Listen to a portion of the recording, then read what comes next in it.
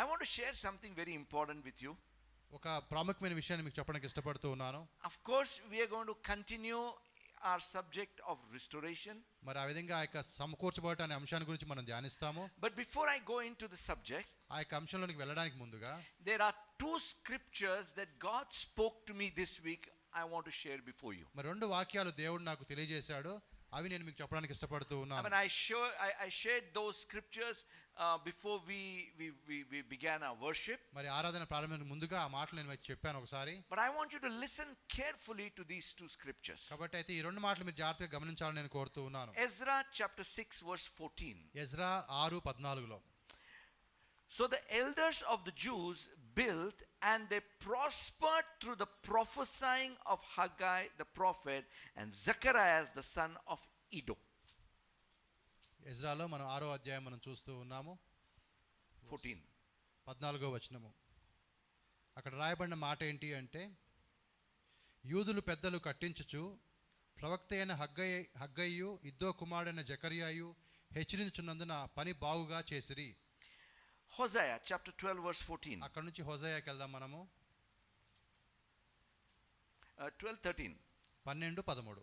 By a prophet Lord brought Israel out of Egypt, and by a prophet he was preserved. ఒక ప్రవక్త ద్వారా యెహోవా ఇశ్రాయేలులను ఐగుప్తు దేశంలో నుండి రప్పించెను, ప్రవక్త ద్వారా వారిని కాపాడెను. See, what we see in both the scriptures is ఈ రెండు వచనాల్లో మనం గమనించే విషయం ఏంటంటే, role of a prophet and the prophecy. కాబట్టి ఒక ప్రవక్త యొక్క పాత్ర ఏంటి, ఆ ప్రవచనం యొక్క పాత్ర ఏంటి. And what we see is when a prophet prophesied, it brought strength, deliverance and prosperity to the nation. కాబట్టి ఆ ప్రవక్త ప్రవచించినప్పుడు ఆ ప్రవక్త ద్వారా రాజ్యానికి వారికి కావాల్సిన అభివృద్ధి లేదా స్వస్థత విడుదల ఇవి కలిగినట్టుగా మనం చూస్తూ ఉన్నాం. See, when I talk about prophesying, కాబట్టి ప్రవచనాల గురించి నేను మాట్లాడుతూ ఉండగా, it's not necessarily someone coming and saying thus says the Lord and ta ta ta ta ta ta ta. కాబట్టి అంటే దాని అర్థం ఇదిగో ప్రభు ఈ విధంగా సెలవిస్తున్నాడు అంటూ కొన్ని మాటలు చెప్పడం కాదు. That's fine. I mean, that's okay. అలా చెప్పడంలో తప్పేమీ లేదు. But what is important here is ఇక్కడ ప్రాముఖ్యమైన విషయం ఏంటంటే, words spoken by God. దేవుడు మాట్లాడిన మాటలు Maybe they are delivered through a man, ఒక మానవుడి ద్వారా అవి వస్తూ ఉండొచ్చు, but they have come from the throne of God. కానీ అవి దేవుని సింహాసనం దగ్గర నుండి వచ్చిన మాటలు అవి. As we hold on to those words, ఆ యొక్క మాటలకు మనం గట్టిగా పట్టుకొని ఉన్నప్పుడు it will bring deliverance, ఆ యొక్క విడుదల మనకు కలుగజేస్తాయి, it will preserve us, అవి మనల్ని భద్రపరుస్తాయి, and it will prosper us. అవి మనకి అభివృద్ధిని కూడా కలిగిస్తాయి.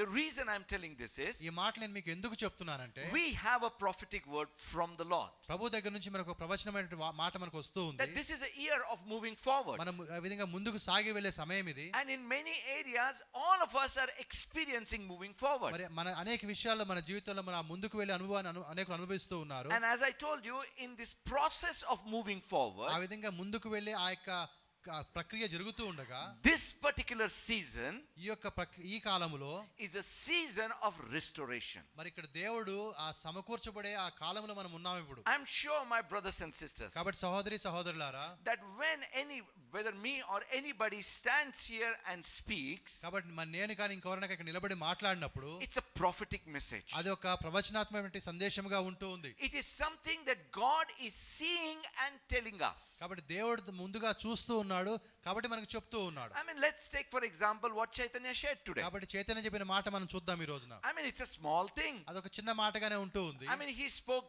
just few sentences. కొన్ని 2-3 వాక్యాలు మాత్రమే చెప్పాడు ఆయన. That by your words you can have pleasure or you can have pain. కాబట్టి నీ మాటల ద్వారా నీకు సంతోషమైన కలగొచ్చు, లేకపోతే బాధైనా కలగొచ్చు. You know, when God speaks such things, అటువంటి మాటలు దేవుడు మాట్లాడినప్పుడు, he's talking about even your future. ఆయన నీ భవిష్యత్తుని గురించి మాట్లాడుతున్నాడు. Warning that do not allow any negative or unnecessary word to come out of your mouth. కాబట్టి ఆయన ఒక హెచ్చరికని చేస్తున్నాడు, నువ్వు జాగ్రత్తగా ఉండు, అనవసరంగా నీ నోట్లో నుంచి తప్పుడు మాట జారిపోకుండా. And when you hold on to that, ఆ మాటను గట్టిగా పట్టుకున్నప్పుడు, that will deliver you, that will preserve you, and that will prosper you. కాబట్టి అది నీకు కావాల్సిన విడుదల ఇస్తుంది, అది నిన్ను భద్రపరుస్తుంది, నిన్ను అభివృద్ధి పదంలో అది నడిపిస్తూ ఉంది. You know, one of the wonderful association my wife and I had in our life was Sister Manisha Kite. మరి మనిషా కైట్ ఒక సహోదరి ఉంది. ఆ సహోదరితో నేను నా భార్య ఒక మంచి సహవాసం కలిగి ఉన్నాం. In Belgaum. బెల్గాంలో ఆమె.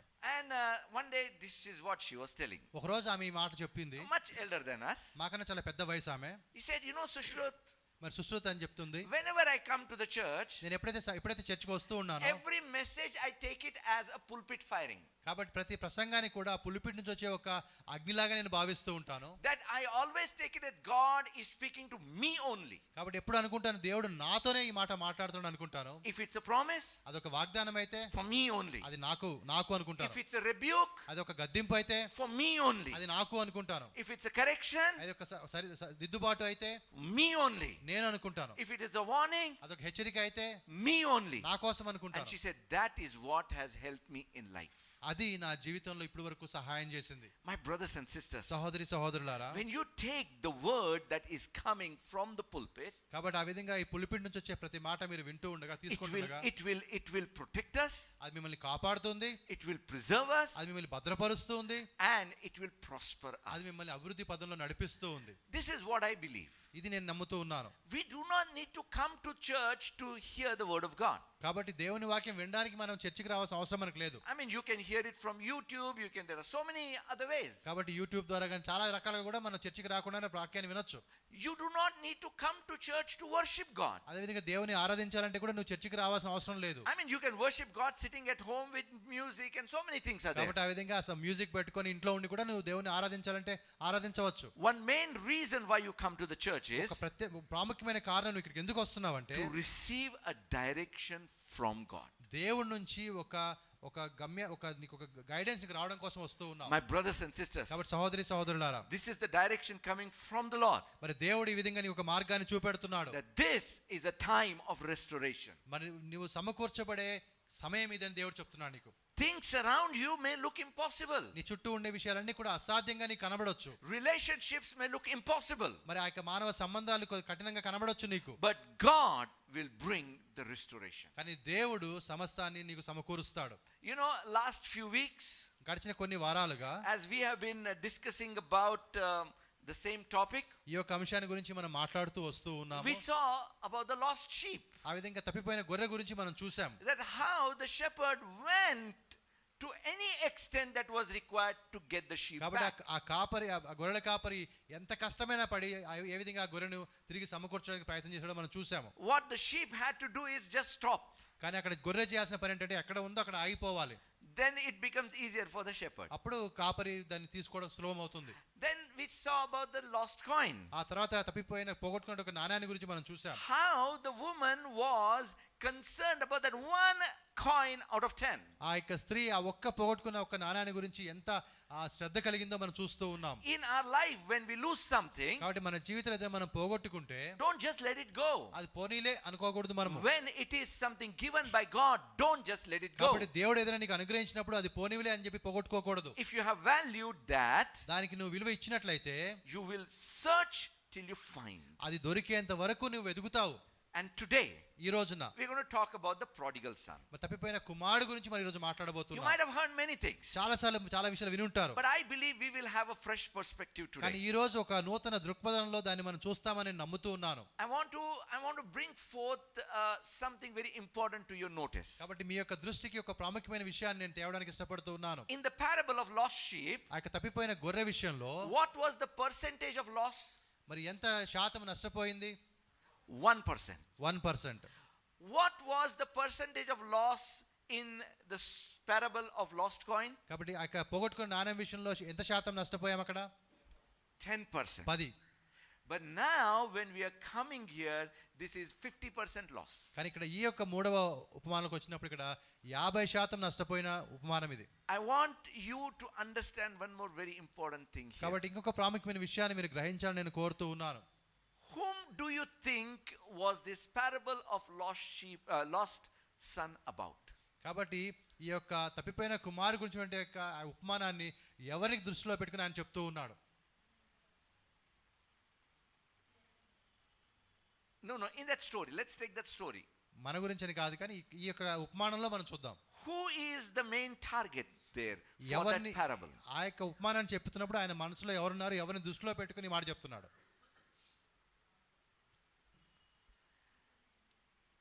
For a long time I was thinking this was about the son who was lost. కాబట్టి చాలా కాలంగా నేను అనుకున్న మాట ఏంటంటే ఏ కుమారుడైతే తప్పిపోయాడో ఆ తప్పిపోయిన కుమారుడు గురించి ఈ ఉపమానం అంతా అని అనుకున్నాను. As I started meditating more and more about it, కానీ దీని గురించి ఇంకా ధ్యానిస్తూ ఉండగా I realized this parable is more about the son who stayed than the son who went away. అప్పుడు నాకు గ్రహించిన విషయం ఏంటంటే ఆ విధంగా తప్పిపోయిన కుమారుడు గురించి కాకుండా ఎవరైతే కుమారుడు తండ్రి దగ్గర ఉండిపోయాడో ఆయన గురించి అని చెప్పి నేను నేర్చుకున్నాను. Then I realized, అప్పుడు నేను గ్రహించిన ఇంకొక మాట as ఏంటంటే much as I need to talk about the son who went away, కాబట్టి ఏ విధంగా తప్పిపోయిన కుమారుడు గురించి నేను ఎంతవరకు మాట్లాడాలో I need to speak about the son who stayed back. ఎవరైతే ఆగి ఉన్నాడో తండ్రితో ఉండిపోయాడో ఆ తండ్రి గురించి కూడా నేను ఆ కుమారుడు గురించి కూడా మాట్లాడాలి. Probably next week. అది వచ్చే వారం మాట్లాడతాను. But just let's go into some of those details of this prodigal son story. కాబట్టి ఆ తప్పిపోయిన కుమారుడి కథలోంచి కొన్ని వివరాలు మనం చూద్దాం ఈ రోజున. You know, see, shall we do one thing? ఒక పని చేద్దాం మనందరం. We will all open our Bibles. అందరం కలిసి మన బైబిల్ తీద్దాం. And we will read verses 11 to 31, 20 verses. 11 నుంచి 31 వరకు ఉన్న మాటలు ఒక 20 వచనాలు ఉన్నాయి. Shall we all do that? చేద్దామా? Luke 15, 11 to 31. Okay, like what we did last time, we will all open our Bibles and we will all read together loudly in whatever language Bible you have. లూకా సువార్త 15వ అధ్యాయంలో 11 నుంచి 31 వరకు మీరందరూ Bible తెరిచి మనందరం కూడా మన యొక్క ఆ బైబిల్ ట్రాన్స్లేషన్ చదవచ్చు. Okay, everybody ready?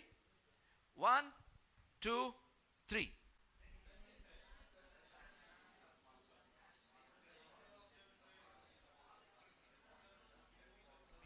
So he divided to them his livelihood.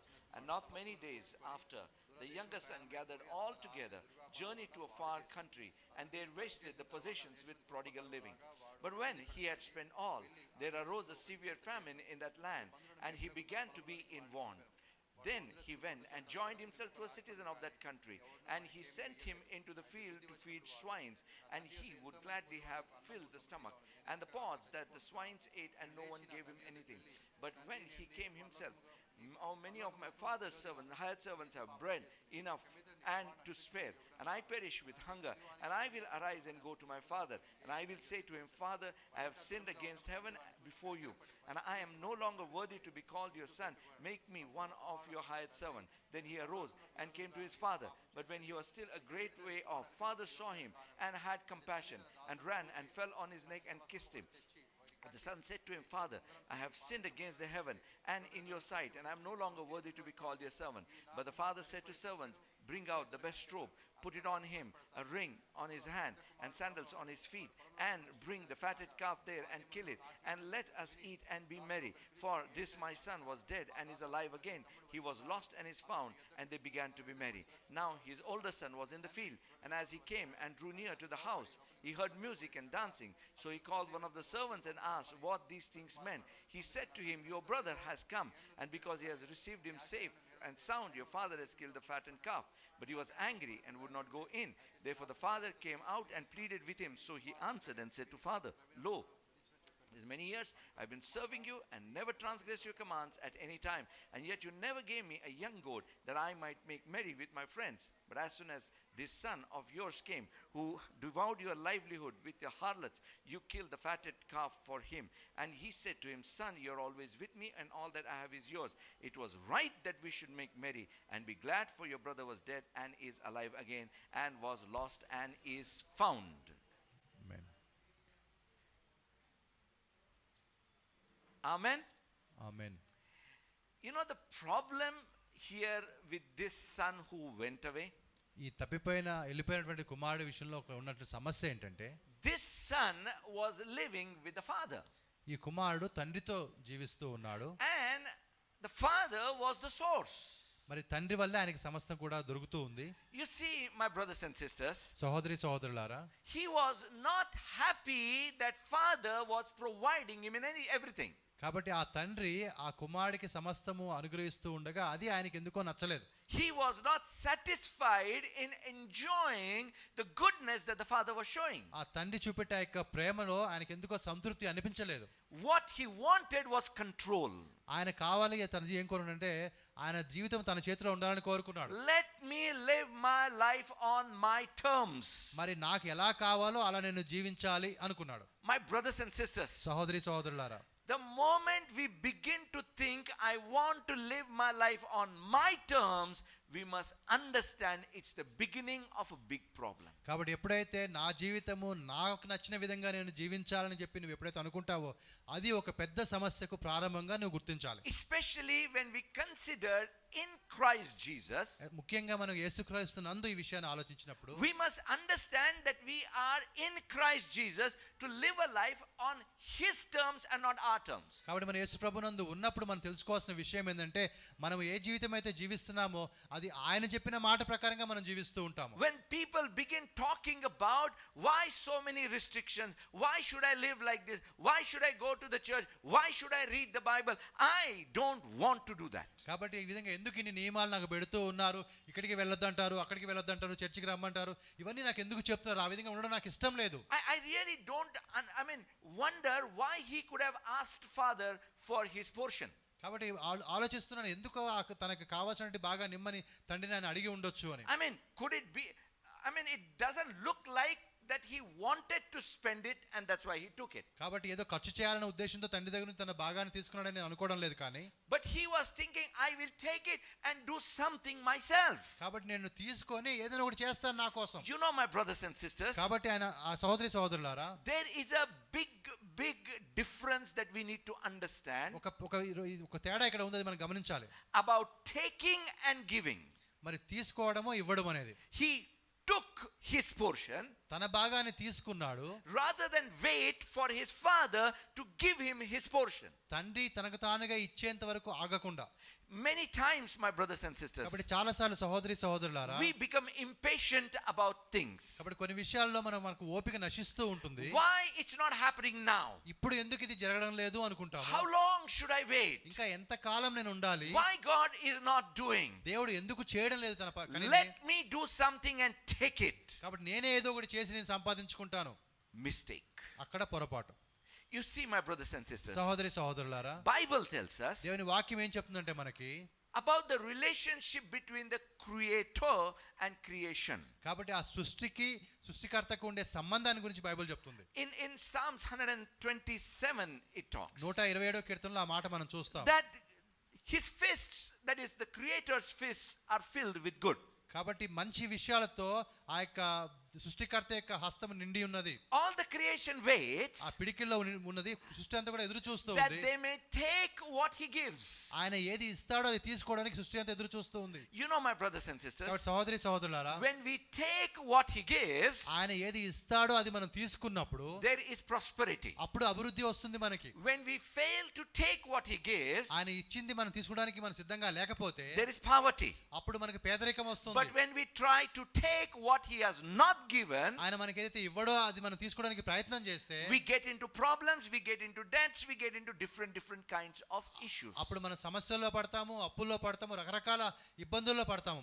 You know my brothers and sisters, కాబట్టి సహోదరి సహోదరులారా, the origin of this son going away lies in this. కాబట్టి ఈ కుమారుడు ఆ విధంగా మార్గాన్ని తప్పి వెళ్ళిపోవడానికి గల కారణము ఇదే అని మనం చెప్పొచ్చు. Let me put it this way. లేదా ఇంకొక విధంగా ఈ మాట నేను చెప్తాను. He was living in a well. ఆయన ఒక బావిలో ఉన్నాడు. And he was happy to take a bucket away and live with that bucket. కాబట్టి ఆయనకి ఏమనిపించింది అంటే ఒక బకెట్ తీసుకుని నీళ్లు తీసుకుంటే చాలు, దాంతో నేను బతికేయచ్చు అనుకున్నాడు ఆయన. Or you can say he was living in a ocean. లేదా ఒక సముద్రంలో ఆయన ఉన్నాడు అనుకుందాం. And he thought that if I take a bucket of that ocean, I can create another ocean. కాబట్టి ఒక బకెట్ నీళ్లు ఆ సముద్రంలో తీసుకుంటే నా సొంతగా ఒక సముద్రాన్ని నేను చేయగలుగుతాను అనుకున్నాడు ఆయన. See, Bible tells us దేవుని వాక్యం ఏం చెప్తుందంటే God is able to do exceedingly abundantly above all that we can think or pray by the power that is working in us. కాబట్టి మనలో పనిచేసే దేవుని శక్తిని బట్టి మనం ఊహించేదానికన్నా అడిగేదానికన్నా ఎక్కువగా అత్యధికంగా దేవుడు చేయగలుగుతాడని చెప్పి వాక్యం చెప్తూ ఉంది. That means God has put before us so much that we cannot take enough of it. కాబట్టి దేవుడు మన ముందు ఎంత ఉంచాడు అంటే మనం ఎంత తీసుకున్నా కూడా అది తక్కువే అవుతుంది. But when we try to just snatch certain thing, కానీ అలా కాకుండా ఏదో విధంగా లాక్కోవాలని మనం ప్రయత్నం I mean, చేస్తే, father gave. తండ్రి ఇచ్చాడు, అది వేరే విషయం. But he actually didn't know what to do with it. కానీ అది దాన్ని ఏం చేయాలో తెలియదు ఆయనకి. A man of God said very beautifully. ఒక దేవజనుడు చాలా బాగా చెప్పాడు ఈ మాట. Derek Prince, I think. Derek prince అనుకుంటా నేను. He says prosperity without vision is frustration. కాబట్టి ఒకవేళ దర్శనం అనేటువంటి అభివృద్ధి ఏదైతే ఉందో దానివల్ల నీకు నష్టమే అన్నాడు. I mean, it was told that some rag picker in England won a lottery of £1 million. కాబట్టి ఒక చెత్త కాగితాలు ఏరుకున్న ఒక వ్యక్తి ఇంగ్లాండ్ దేశంలో ఆయన కొన్ని కోట్ల రూపాయల లాటరీలో సంపాదించుకున్నాడు. After 2 years he was back picking up rags. మరి 2 సంవత్సరాల తర్వాత మళ్ళీ తిరిగి ఆయన చెత్త కాగితాలు ఏర్చుకునే ఆ పనికే వెళ్ళిపోయాడు. No vision. ఎందుకంటే దర్శనం లేదు ఆయనకి. You see, my brothers and sisters, సహోదరి సహోదరులారా, he wanted control and he thought he can do something with it. కాబట్టి ఒక తన కంట్రోల్ అన్ని ఉండాలనుకున్నాడు. అది ఉంటే నేను ఏదైనా చేయగలుగుతాను అనుకున్నాడు. And to run away from the control of the father, he went far away. కాబట్టి ఆ యొక్క తండ్రి యొక్క ఆధిపత్యంలోంచి దూరంగా ఉండాలనే ఉద్దేశంతో చాలా దూరం ప్రయాణం చేసి వెళ్ళిపోయాడు. You know, in other words, ఇంకొక మాటలో చెప్పాలి అంటే, he took a bucket out of that well or took a bucket out of the ocean and went away thinking that bucket will be sufficient. కాబట్టి ఆ యొక్క బావిలో కావచ్చు, సముద్రంలో కావచ్చు, అక్కడ నుంచి ఒక బకెట్ నీళ్లు మాత్రం తోడుకొని దీంతో నేను బతికేయగలుగుతానని చెప్పి ఆ విధంగా నేను వెళ్ళిపోయాడు. That becomes a problem many times in our life. మన జీవితంలో చాలాసార్లు సమస్యగా మారుతుంది. You know, my brothers and sisters, సహోదరి సహోదరులారా, God wants to give us the best. దేవుడు మనకు శ్రేష్టమైనది ఇవ్వడానికి ఇష్టపడుతూ ఉన్నాడు. But for God, కానీ దేవునికి what is more important than giving the best is we fulfilling his purpose in our life. కాబట్టి ఆ శ్రేష్టమైన పొందుకోవడం దానికన్నా గొప్పమైన విషయం ఏంటంటే దేవుడికి ఆయన చిత్తము, ఆయన ఉద్దేశం మన జీవితంలో నెరవేర్చబడాలి. In his mind are the treasures in heaven for us rather than the treasures on earth for us. కాబట్టి ఆయన దేవుని యొక్క మనసులో పరలోకంలో దాచబడిన విషయాల గురించి ఆయన ఆలోచిస్తున్నాడు, ఈ లోకం మీద దాచబడిన విషయాల గురించి కాదు. You know, here we see one more thing. ఇంకొక విషయాన్ని కూడా ఇక్కడ మనం గమనిస్తాం. What did this man say? ఈ మనిషి ఏం చెప్తున్నాడు? Give me what falls on my this thing. కాబట్టి నాకు Give me వచ్చే the భాగం, portion of goods. Give me. నాకు వచ్చే భాగం నాకు ఇవ్వు అంటున్నాడు. I do not know where exactly, but it says I think in Proverbs or Psalms, leech has 2 daughters, give they say. కాబట్టి మరి అది సామెతల్లో కావచ్చు, కీర్తనలో కావచ్చు, leech has 2 daughters, give they say. కాబట్టి నాకు ఇవ్వు అనే 2 కుమారులు ఉన్నారు అని చెప్పి. You know, see, when you begin to tell give me, problem begins over there. కాబట్టి నాకు ఇవ్వు అని అడుగుతున్నావు అంటే అక్కడే సమస్య మొదలవుతుంది. What did God or Jesus tell about to us? కాబట్టి ప్రభువారు ఏం చెప్తున్నారు? యేసు ప్రభువారు, it is more blessed to give than to receive. కాబట్టి ఆ పుచ్చుకొనుట కంటే ఇచ్చుట ధన్యమని వాక్యం చెప్తుంది. See, the attitude what we see over here is self-centered attitude rather than, you know, as Joshua was sharing, that we must become a blessing. కాబట్టి ఆ విధంగా ఇక్కడ మన సమస్యను చూస్తున్నప్పుడు అనగా తన వైపు తాను ఆలోచిస్తున్నాడు. అనగా జాషువా చెప్పినట్టుగా ఇతరులకు మనం ఏ విధంగా దీవెనకరంగా ఉండాలన్న అటువంటి ఆలోచన ఆయనకు లేదు.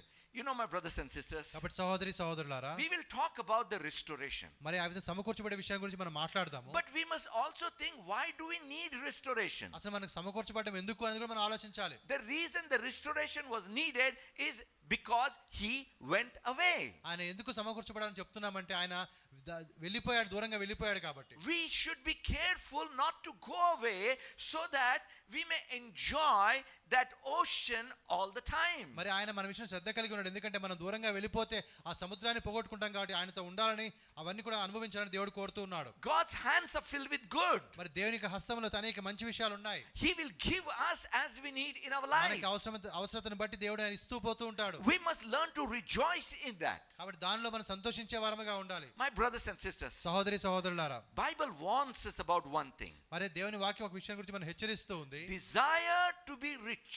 మరి ఆ విధంగా ధనవంతులం కావాలనే ఆపేక్ష మనకు ఉన్నప్పుడు, I mean, I believe that God wants us to be prosperous. కాబట్టి ఆ విధంగా మనం అభివృద్ధిని సాధించాలి, ఐశ్వర్యవంతులు కావాలని దేవుడు కోరుతూ ఉన్నాడు. But when you desire to be rich, కానీ ఎప్పుడైతే ఆ కోరిక ఆ విధంగా కావాలన్న కోరిక నీలో ఉంటుందో, I want more, I want more, I want more. ఇంకా కావాలి ఇంకా కావాలి ఇంకా కావాలని ఆలోచిస్తూ ఉన్నావు. Bible tells these people have destroyed their lives. ఇటువంటి వారు తమ జీవితాన్ని నాశనం చేసుకున్నారని చెప్పి వాక్యం చెప్తూ ఉంది. Instead of being satisfied with what God has given, దేవుడు ఇచ్చిన దాంట్లో వారు సంతృప్తి కలిగి ఉండకుండా, when you begin to lust for, grasp for more and more and more, కాబట్టి నువ్వు ఆ విధంగా ఆ యొక్క దురాశ కలిగి ఇంకా కావాలి ఇంకా కావాలని నువ్వు ఆశపడుతూ ఉండగా, that's where the problem comes. అక్కడనే సమస్య Now ప్రారంభమవుతుంది. I believe that this son was satisfied in the sense he had everything that was needed in his father's house. కాబట్టి ఆ తండ్రి ఇంట్లో ఆ కుమారుడికి కావాల్సినంతా కూడా సమకూర్చబడి ఉంది. But what was in his heart? కానీ ఆయన హృదయంలో ఏముంది?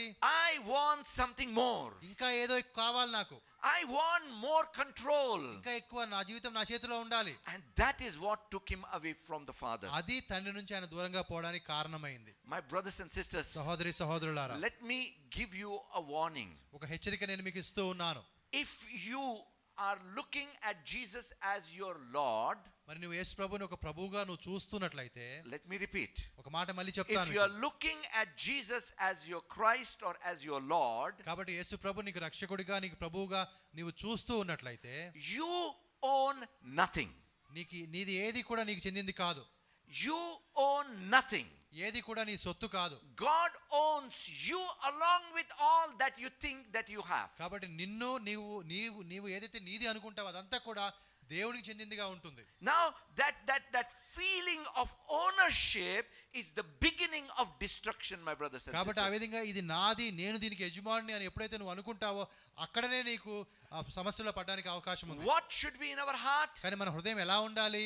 That we are only the stewards of what God has given to మరి us. దేవుడు ఏదైతే ఇచ్చాడో దాన్ని మనం కేవలం ఆ కాపాడే పనివారం అన్నట్టుగా మన మనసు ఉండాలి. He is my owner. ఆయన నాకు యజమానుడు. He can give. ఆయన ఇవ్వగలుగుతాడు నాకు. He can take it away. ఆయన తీసుకోగలుగుతాడు వెనక్కి. What he gives, ఆయన ఏదైతే ఇస్తాడో I will be thankful about it. దాన్ని బట్టి దేవుడికి వందనాలు చెల్లిస్తాను. I will be responsible about it. ఆయన విషయంలో ఒక బాధ్యత కలిగి ఉంటాను. And I will use it for his purpose and his glory. ఆయన మహిమ కోసం ఆయన పని కోసం దాన్ని వాడతాను. When that attitude is there, అటువంటి మనసు నీవు కలిగి ఉన్నప్పుడు, let me tell you, the source will never dry. ఏదైతే ఎక్కడి నుంచి నువ్వు పొందుకుంటున్నావో అది ఎన్నడూ కూడా అది ఖాళీ కాదు. Because God is a fountain. ఎందుకంటే దేవుడు ఆ విధంగా ఆ నీటి ఊటగా ఉంటూ ఉన్నాడు. What happens with the fountain is continuously keep flowing. నీటి ఊట అంటే అర్థం ఏంటంటే ఆ నీరు వస్తూనే ఉంటుంది. Do you know when the fountain stops? ఎప్పుడైనా అక్కడ నీటి ఊట ఆగిపోవడం మీకు తెలుస్తుందా? When the going out stops, the fountain kind of ceases. కాబట్టి ఎప్పుడైతే నీరు బయటికి పోవడం ఆగిపోతుందో అప్పుడు నీటి ఊట కూడా ఆగిపోతూ ఉంది. I remember, in my house in Karjat there was a well. మరి కర్జత్లో మా ఇంట్లో ఒక బావి ఉండింది. And one amazing thing about it was, it would always the level would remain the same. కాబట్టి అది ఎప్పుడు కూడా ఒక స్థాయి వరకు వచ్చి నీళ్లు ఉండేవి మాకు. So one day somebody advised us. ఒక రోజున ఒకరు మాకు సలహా ఇచ్చారు. Said that after maybe every 5 or 7 years it is good to kind of empty the well and clean it off. కాబట్టి 5 సంవత్సరాలకి 7 సంవత్సరాలకు ఒకసారి ఆ బావిలో నీళ్ళని తోడేసేసి దాన్ని శుభ్రం చేస్తే మంచిది అని చెప్పారు. And then we began to we got a pump and we were doing it. కాబట్టి ఆ విధంగా మేము ఒక పంపు తీసుకొని వచ్చి ఆ నీళ్ళని తోడేయడం And as the ప్రారంభించాము. water was going down, ఎప్పుడైతే నీళ్లు వెనక్కి కిందికి వెళ్ళిపోతున్నాయో those springs were exposed. అప్పుడు మాకు ఆ యొక్క నీటి ఊటలు కనబడ్డాయి మాకు. And that water was coming continuously. ఆ విధంగా నీటి ఊటల్లోంచి నీళ్లు రావడం మేము చూస్తూ And ఉన్నాం. then I was wondering, అప్పుడు నేను ఆలోచిస్తూ when ఉన్నాను, the water is flowing continuously, ఆ విధంగా నీరు ప్రవహిస్తూ ఉండగా why doesn't well overflow? ఆ యొక్క నీరు ఎందుకు పైకి పొర్లి పారదు? I was a small child. అప్పుడు నేను చిన్న పిల్లవాడిగా But ఉన్నాను. that time I realized, అప్పుడు నేను గమనించిన విషయం ఏంటంటే, it remains the same as long as no water is taken out. కాబట్టి నీరు పైకి తీసుకున్నంత వరకు అది ఎంత వరకు ఉందో అంతవరకే ఉండిపోతుంది. When the water is taken out, ఎప్పుడైతే నీరు తీసుకుంటామో the spring keeps filling. అప్పుడు ఆ యొక్క ఊటలోంచి మళ్ళీ నీళ్ళు రావడం మొదలు పెడతాయి. You see, when you have that ownership, ఎప్పుడైతే ఆ యొక్క యజమానుడిగా నువ్వు ఉంటావో, I will hold it, నేను గట్టిగా పట్టుకుంటాను, I will not let it go. అది పోనివ్వను నేను.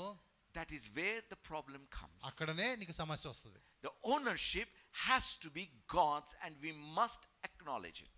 కాబట్టి ఆ యొక్క యజమానుడు దేవునిగానే ఉండాలి. ఆ విషయాన్ని మనం గుర్తించాలి. I wrote one statement. ఒక మాట నేను ఇక్కడ రాసుకున్నాను. When you think of owning, you actually start losing.